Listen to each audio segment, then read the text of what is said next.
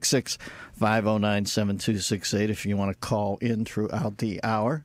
And for those of you who, since it'll be a topic here, I guess in Ottawa, where their parliament is, in Canada, they targeted 3 sites. Don't know who they are yet. And a soldier was shot at a memorial. And in Parliament, I don't quite know what has happened there, but I do know it would appear now that the sergeant-at-arms was able to fell the gunman in there, and I don't quite know. It's a fluid situation, as I said.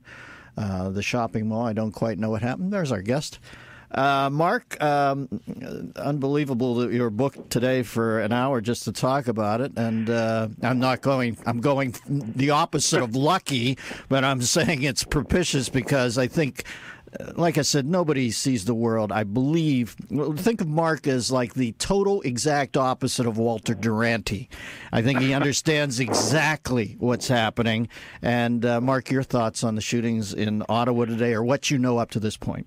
Well, I'm very sad about it because this is a corner of the world I know very well. I was I always stay in the Chateau Laurier in Ottawa. It's across the street from the Cenotaph, from the National War Memorial, where this poor soldier died, and it's right next door to the Canadian Parliament. And what I've always loved about Ottawa, I was there a couple of months ago. I had dinner with a very good friend of mine who's a big-time political figure in the cabinet there, and we strolled through the streets back to the Chateau Laurier. No entourage, no motorcade. It's such a lovely, relaxed. It's the opposite of Washington. It's not a homeland security lockdown. Show us your social security number. Run your bags. Let's do the cavity search. It's the opposite of that. It's always been intimate, relaxed. And I'm devastated at the thought that will all be lost because we in the Western world have opened our doors to a lot of people who stood up and took their oath of allegiance to the Queen and became Canadian citizens, and they became French and Belgian and Australian and American, and it's all lies. They don't mean it. We have essentially imported a fifth column to pull stuff like this. And we will pay the price for it. Yeah. How many of them have mentally spell checked Allah into the word the Queen? By the way, and I don't even know. I don't even know what happened there today, folks. But there's been enough track record to know that we have lost our minds about not accepting the fact that we are in a cosmic war that'll probably last until, well, as wars do, till one side ends the other side with jihad. And if there's one thing sadder than lambs being led to the slaughter, it's lambs going on Yelp and giving the slaughterhouse a thumbs up. And that's the point where we're at right now in this world. It's unbelievable.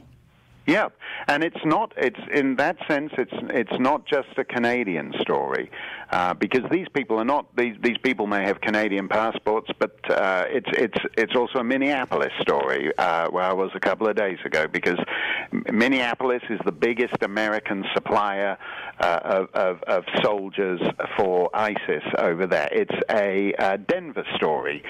3 Denver schoolgirls have been arrested in Turkey. They're U.S. citizens, supposedly, but they want to go and fight for ISIS. What we have here is quite a sophisticated operation marked by what is characteristic of all these guys, that they take advantage of the fact that we are free societies, and the price of a free society, where you do have freedom of movement, is that all kinds of other people can burrow in. And I think about this poor guy from the I think he was with the Argyll and Sutherland Highlanders. He's a guy from Hamilton, Ontario. He was on duty at the Canadian War Memorial, shot at point-blank range in the chest. That's not a guy...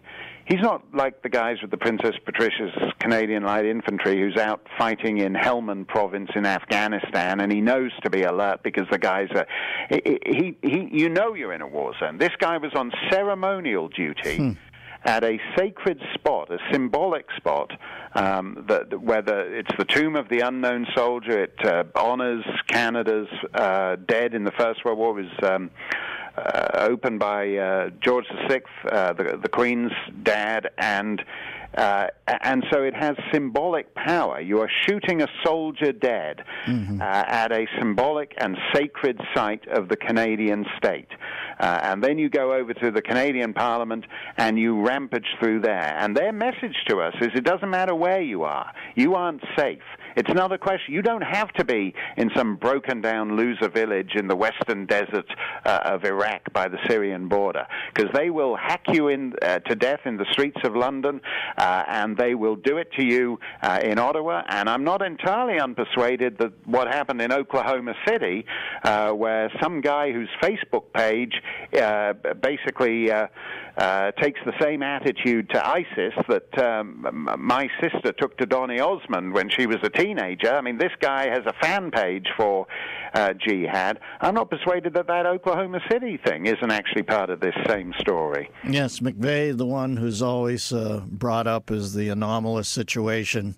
And I guess before that, they had to go back to Aldo No Moro in the Red Brigade in the back seat of the car. Right. But the simple fact is, folks, if you're not going to read these breadcrumbs and see that we've got serious problems with the jihadi sector of Islam, and any time you're talking about 1.2 billion people who believe in something, if you get a scintilla of a sliver of a percent of those who are nuts with it, you've got big problems on your hand. Now, I agree with Mark. We'll talk more about this after the break. The fact that we now have that every 10th person has to be checked at an airport, when the fact is that it's only applicable if you're at war with every 10th person. We're not. I like the LL approach. Anybody from that part of the world is going to have to explain to me what they're up to before they even get to the airport. Stuff like that. Unless we're going to take that tact, this is the price we're going to pay. Every few days, we're going to have some cat, like Mark said, standing there, almost like the kid at the museum, or at the Tomb of the Lost Soldier, or the Unknown Soldier. These guys getting wasted by punks. And if people say, how do you know it's Islam? I know it's a terrorist act at this point. And if I'm going to go down the road and say who usually does terrorists, I'll go there. I could be wrong. Guess what? If I'm not going to be apologetic about it, because they've got a crap track record on this. Mark Steyn, for the entire hour, he's got a new book. We'll get to that in a bit. The Undocumented Mark Steyn. His website is Steyn, Steyn, online.com. He's the smartest cat I've met. Dennis Miller Show.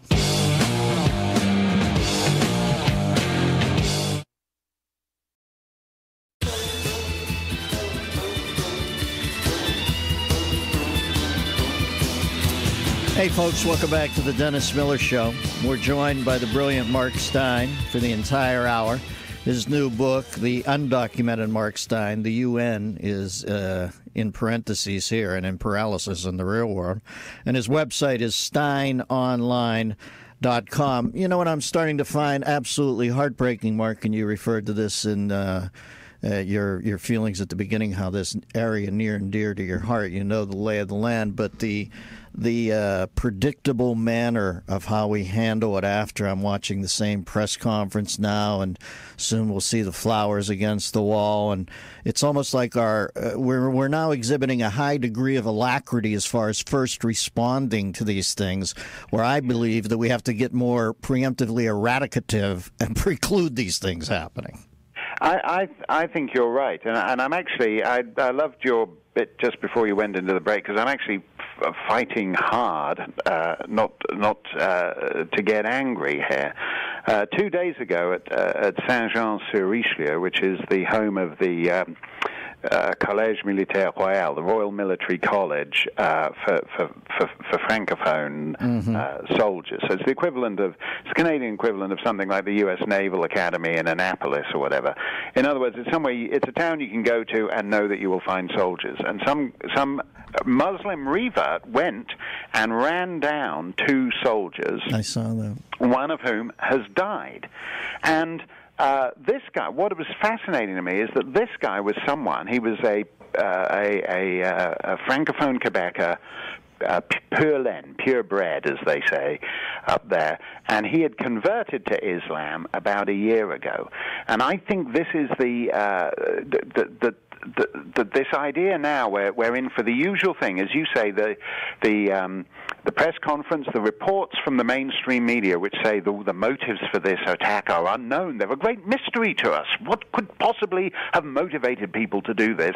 And then we get, as you say, the weepy stage, the passivity, the flowers, and then we get the politicians, the Obamas and David Camerons insisting that, no, this is nothing to do with Islam. No matter how many heads you chop off, it's something to do with Islam, because every Western prime minister and president is apparently an expert Quranic scholar now and knows exactly what is and is Islam better than the guys who claim to be devout Muslims chopping their heads off.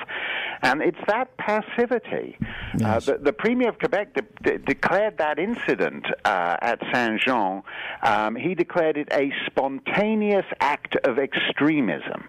And if you've been behind these idiot, like in Vermont, and you come up behind an NPR listener who's got that bumper sticker, the Coexist bumper sticker, and next to it the one that says commit random acts of kindness, and then you know you're behind some like feeble, weepy, passive NPR listener who's no threat to you. But if you come up behind the bumper sticker that says commit spontaneous acts of extremism, you should probably take the first left and get off that road and head in another direction. I mean, this is the rubbish with which the dishonesty and the evasiveness with which we attempt to combat an enemy that is quite open about what it wants to do to our society. Yeah, I think the machine of state should have a gun rack in the window, whatever you want to do. At some point. Actually, you know something. That's not far from what happened. This sergeant at arms who killed the shooter, that's like a ceremonial position. I mean, they're not quite doublet and hose guys, but like the guy in the House of Commons in London, he actually wears stockings and buckled shoes and knickerbockers, and it's usually held by a retired military officer or a retired policeman who's hoping for a quiet life. And this guy, and so again, it's a ceremonial position, and this guy suddenly had to make the snap decision where your ceremonial duties in an ancient parliament suddenly turn real. And you have to take down an enemy, and thank goodness that the Sergeant of Arms in the Canadian Parliament understood that moment and switched from ceremonial to attack mode. Yeah, I think some people have to play the politically correct game in public because you dare not reveal that you still have primal human instincts. But I'm reminded of the guy at Va Tech when he was shooting the school up, and he kicked the door into that one professor's room who had been a victim of the Holocaust. And the guy looked up. All the kids thought it was a video game, but the old professor looks up. He looks at those eyes, and he sees the same eyes that he saw in the food slot at Buchenwald, and he just runs towards the guy and says, I know what this is about. I've seen this drill. We better get the eye of the tiger, or these guys are going to just walk over us, and they're going to chortle all the way to whatever their idea of eternity is, and how willingly complicit we were in it. We're talking to Mark. And you know, you're absolutely right about that, Dennis, and because that guy was old enough, and the decades fell away in a nanosecond. And I forget where he was from. He was from Budapest or Bucharest. He was from somewhere out in Eastern Europe, and he knew what that moment meant. Yes, a guy in his 70s, whereas all the other people, all the kids there, as you say, they thought it was a video game. They didn't understand. Their instincts didn't kick in, and that's what's so disturbing about these things. What about 3 young girls heading on their own dime to help with Islam? Do they not realize that they're over there? If a woman is raped, she gets stoned to death for putting out the rape vibe. It's absolutely crazy. Our kids are so disengaged. They're looking to belong to anything. When I was young, it was the Columbia Record and Tape Club. You've got morons out there, instead of ordering all 4 Kiss albums to count as one selection, are going over to join ISIL, for God's sakes. Well, you know, the Columbia Record and Tape Club, it actually gives you more sense of identity than the modern multicultural state. I mean, there's a hole in the heart And that's why these South Londoners who hacked drummer Rigby to death on the streets of Woolwich, yes. Nigerian Christians who converted to Islam because it gave them a sense of identity. This Quebecer who ran over the soldiers on Monday converted to Islam because it gave him a sense of identity. And not everyone does. Other people are perfectly content to go nuts about climate change or to go crazy about Justin Bieber. But for a certain proportion of people, in the hollow nullity of the modern multicultural state, they go looking for identity, and they find it with this pan-Islamic imperialism. Folks, think of it as the same kids who used to say they dug the Stones more than the Beatles, because the Beatles were the Fab Four and the Stones were causing, as it turns out, paid-for riots. There's always going to be kids looking to be the anti, and now we've got the anti being ISIL. And the moment they get there and they're of no use to those guys anymore, they send them back in two boxes, one for their head and one for the rest of their body. And if we don't start getting together, and I don't know what you want to call it, collectively spanking young people and getting them back into some sort of civilized mode where they just hate us because we're square as opposed to hating us because we're not jihadists, then it's all lost. We better wake up. Mark Steyn, right after the break, Dennis Miller Show.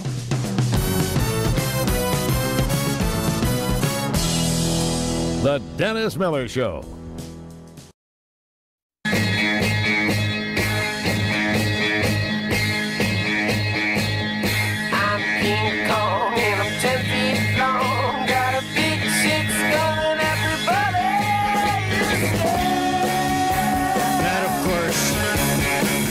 The genius of Lorenz Hart and Richard Rodgers. Yeah, I'm kidding, Mark.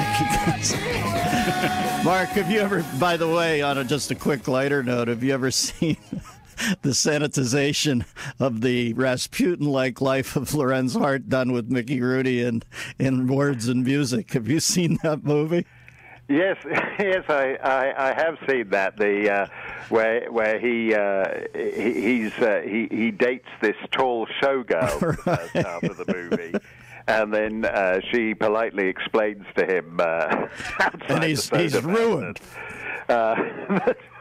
And that is actually a delightfully hilarious film. Yeah, I like the incongruity of it too. It's funny to me. And by the way, I saw a movie last week with, who was the guy who was married to Sid Charisse, that singer? Oh, Tony Martin. Yeah, I saw Tony Martin and Janet Leigh in the most amazingly weird film about where 2 tickets to Broadway, and at the end they do that like the world's most politically incorrect Indian number where they're all running around dressed as papooses. I know, that's where you see the real subversive stuff now, the sort of penultimate song and dance number. Right, the MGM numbers. The Arthur Freed unit was subversive. Yeah, it's edgy, it's dangerous. There you go. We're talking to Mark Steyn. Mark's new book is The Undocumented Mark Steyn, and the subtitle of that is Don't Say You Weren't Warned.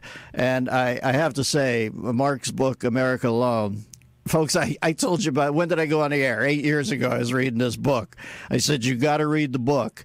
It would make Nostradamus look forgetful, for God's sakes, how you nailed down things. And it's paying off today. I'm watching them paying negative dividends. I'm watching this evacuate. You know, we've got our evacuation drill now, and no doubt there'll be some bureaucratic functionary telling you to slow down as you evacuate the building where they're shooting it up. And my feeling is at some point you got to pick a mountain range over in that part of the world, give people 3 days, and then just level it with a nuke and say, quit screwing around. Quit screwing around.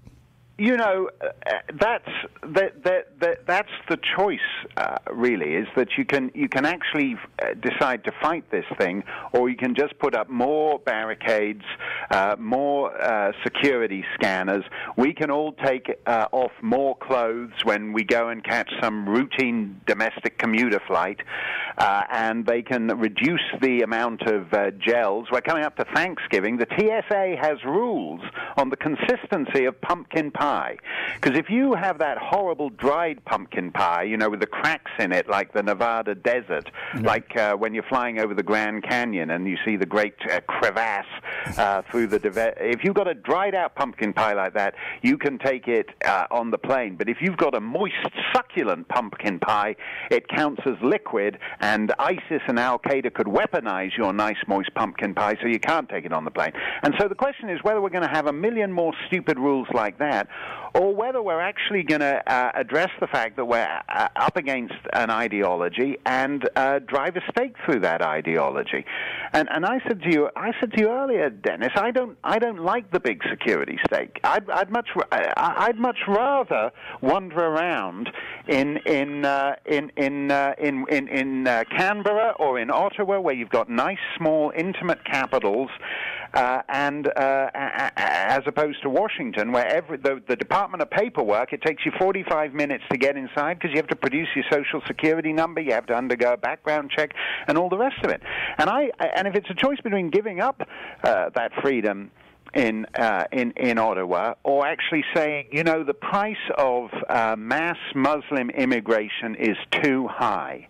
Yes, there are plenty of loyal, peaceable Western Muslims, but there is an issue here, and the price of mass Muslim immigration is too high. Yeah, and if the Muslim world doesn't want to treat it like the Yankee clubhouse where somebody's assing off, Jeter, well, somebody new now, but Jeter last year would have got them and taken care of it in-house. If they don't want to do that, then I agree with you. It's got to be like El Al, where you're a guy with a hyphen in your name and somebody who's former Mossad calls you 3 weeks before and go, what's your deal? Where are you going? Why are you going there? You know, we got to start getting, well, as I said, I'm at the point where I think we should get preemptively eradicative. And I think somebody should have to prove over in that part of the world that they're not a training ground for nutcases, and flip this whole jury system we've got here where everybody's innocent till proven guilty, because it's going to get us blown up. We're talking to Mark. I think we also need an end to one-way multiculturalism, Dennis. This idea that somehow an advanced Western society has to be a home to everybody. But Saudi Arabia can ban the Bible, and Afghanistan can raze to the ground the last Christian church on our dime, on our watch, while Hamid Karzai is being kept alive by NATO troops and NATO money. He had the last Christian church in Afghanistan razed to the ground 3 or 4 years ago on our watch, on our dime. Your listeners funded the regime that razed that last Christian church to the ground. And anybody who wants more information on this, you should read a chapter in, and there are times I don't get him, but this is a pretty good New England primer tutorial, From Beirut to Jerusalem by Thomas Friedman. Read the chapter called Hama Rules and see what we're up against. We're Marcus of Queensberry. Read what Hama rules are over there, and you understand what we're up against. We've got Joe in Oregon. Joe, you're on with Mark Steyn. My brother, I want to thank you for the things that you're saying right now. First of all, I'm going to make this as quick as I can. Sharia law. I think the American people have no idea what it is to have a head tax, what it is to live in these areas and these places where if you are other than an Islam or a Muslim or an Arab, then you have to pay. If you don't, you either convert or you die.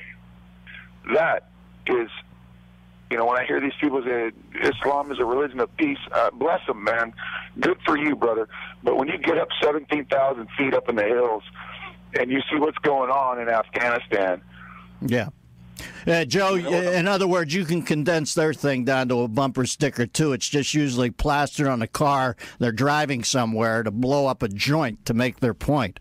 Thank you, Joe, in Oregon. Mark, the October 13th piece you wrote just made me laugh so hard because it is true. It is hitting the fan in every single direction, and all they're worried about is how we're powering the fan, and this is causing global warming. What happens at the end of the day if we find out global warming is caused specifically by the Muslim world's white-hot hate for the Jews? How's about that? we laugh at this, but there are people in the EPA, there are people in NOAA, there are eminent scientists and scientific bodies all over the world who will advance the theory that, for example, Boko Haram, those fellows who kidnapped those Nigerian girls, and Michelle Obama devastatingly responded by holding up a piece of cardboard with a hashtag written on it and putting on a sad face saying, "Bring back our girls." There was a piece published in The Guardian saying that what was the problem there was climate change. That climate change had heated up Nigeria to the point where Boko Haram gets so hot under the collar that they have to start kidnapping girls and turning them into sex slaves, which is at odds, since you mentioned Rogers and Hart a moment ago, that's odd with the whole thesis of Cole Porter's Too Darn Hot, which is when the thermometer gets too high, you're just not in the mood because you're sweating too much. So there's a difference between Cole Porter and Boko Haram and the climate scientists on this. But that's basically the idiocy you're dealing with, that climate change heats up the planet and then people go full jihad on you. I don't know, Marky, just candidly, as candid as we can be on, I never I used to laugh a little at first about political correctness, maybe 20 to 25 years ago. But in the back of my head, there was something Orwellian. I thought, these things always spin out of control. And indeed, if we are to be done in, it would appear that the contagion that we need worry the most about is not Ebola, but political correctness. Yeah, and you and I have been laughing at this for a long time. Tom Wolfe, the great Tom Wolfe, Bonfire of the Vanities, he wrote a novel called I Am Charlotte Simmons, and I had a drink with him in New York a couple of years ago, and he told me that when he was researching that novel, and he went to campuses, and they did the politically correct thing, he thought the students were at the back of the room rolling their eyes. And I don't think so. I think when you marinate 2 generations in that nonsense, then there's an almost reflexive urge. It doesn't matter what it is. When somebody chops the head off one of your fellow American citizens or a British subject or whoever it is, and they post the video on YouTube, for as many people who say these are barbarians, there are far more people saying, "Oh well, who are we to judge?" Yes. and falling into that multicultural cringe that is actually really killing us. Islam is just the opportunist infection, but it's actually this multicultural cringe that's actually that's so destroyed our immune system that some barbarous nut with a scimitar is just the guy taking advantage of it. Yeah, and the American reaction, no doubt, somewhere down the road, probably in the near future, we'll be scheduling direct flights from Denver over there, so the kids don't have to stop. That's right. They shouldn't have to go via Turkey. They should just be able to go from Denver to sort of the infidel slayer International Airport in the middle of the Iraqi Western Desert. Straight flight, you can be off there chopping the heads off people 20 minutes after landing. Yeah, and they'll have onboard Wi-Fi so you can tweet your hatred for the Jews while still in midair. It's unbelievable what's happened. Mark's with us for another segment. This is the Dennis Miller Show.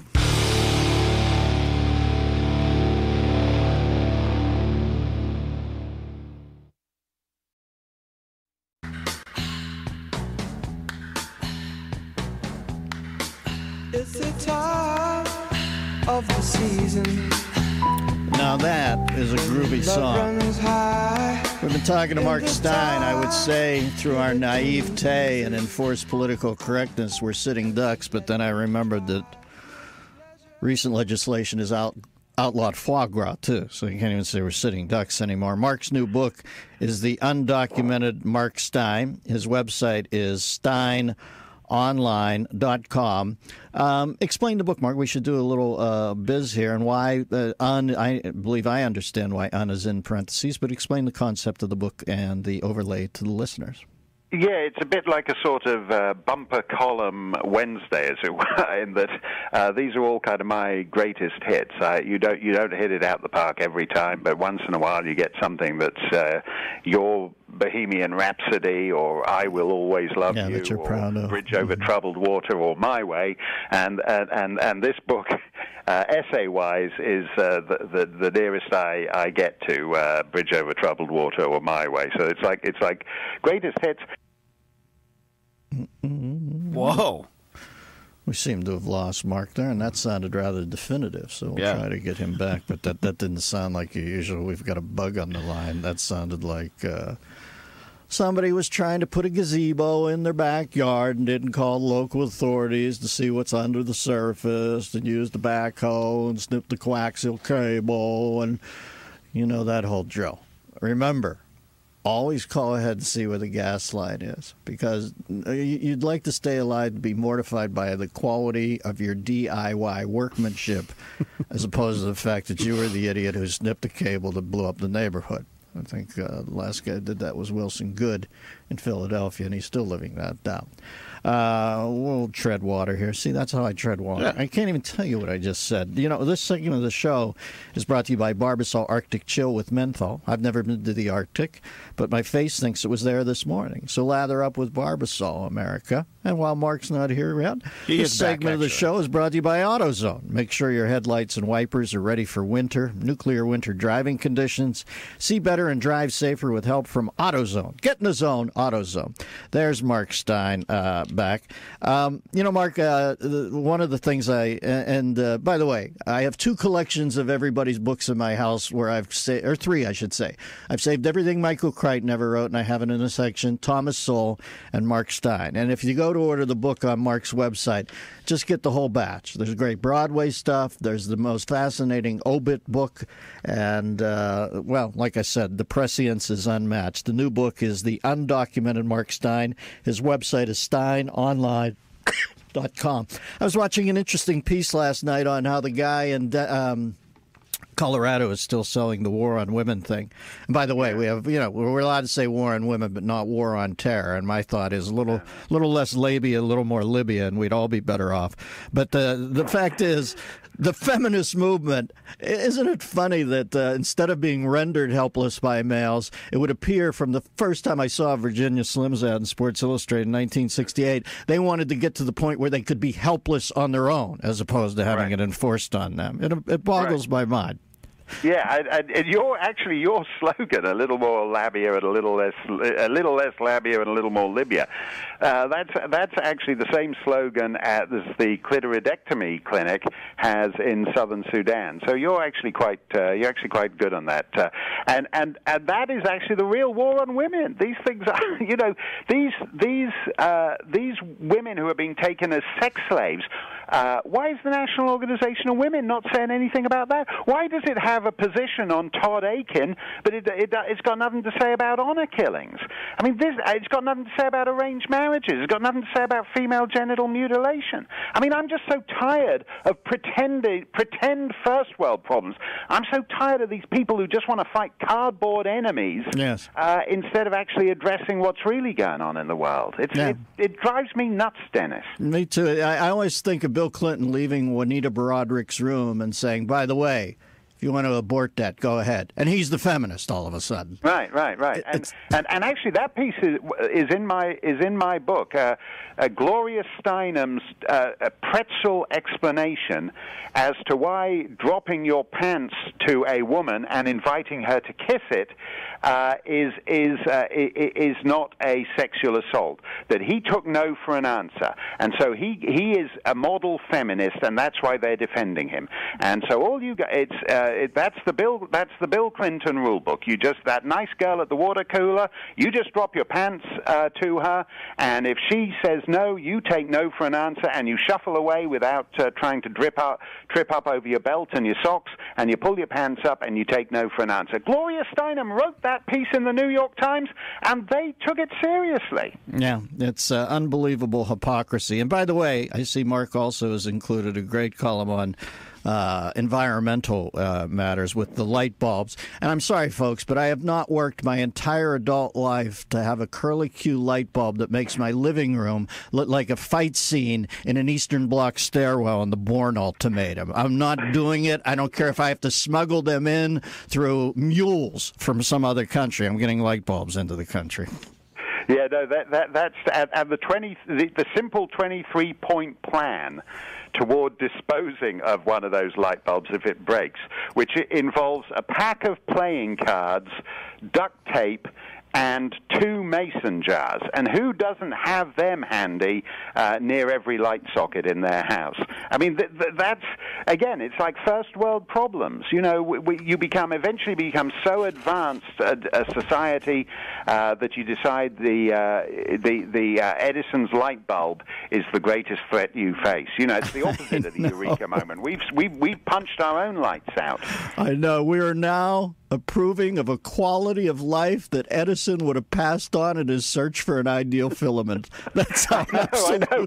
He just said, this is never going to work. We got to make it better than this, boys, or they're not going to buy it. All right. Buy this? You can't read a book by this. We've been talking to Mark Steyn. Mark's new book is The Undocumented Mark Steyn. His website is steinonline.com. We all collectively join Mark in mourning the events today in Ottawa, but please, for once, we've got to wake up and get preemptive about this. Thank you, Mark. Talk at you down the road. Always a pleasure, Dennis, even on a sad day. Thanks a lot. Computer crashes down and cloning while they're multiplying. Fashion shoots with Becky Hansen, Courtney Love, and Marilyn Manson. You're all bitch, run to your mansions. Come around, we'll kick your... The Dennis Miller Show on Westwood One.